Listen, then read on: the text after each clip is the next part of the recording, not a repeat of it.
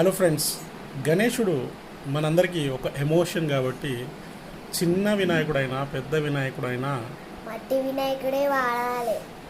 ఆ, కానీ అందరూ అంటే నేను కూడా చిన్నప్పటి నుంచి పెద్ద వినాయకుడు మా గల్లీలో ఉండాలి, చిన్న వినాయకుడు చిన్న వినాయకుడు ఉండాలి, కానీ మనకైతే మైండ్లో ఎప్పుడు పెద్ద వినాయకుడు కనబడితేనే అదో తృప్తి.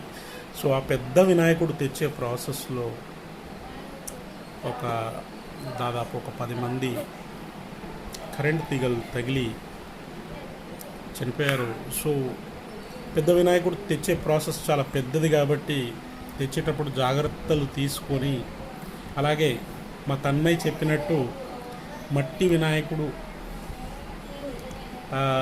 మనం మట్టి వినాయకుడు పెట్టి మన మట్టి ప్రకృతిని వినాయకుడు పెట్టాలి.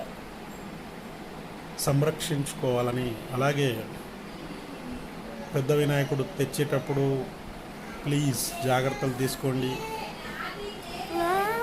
అలాగే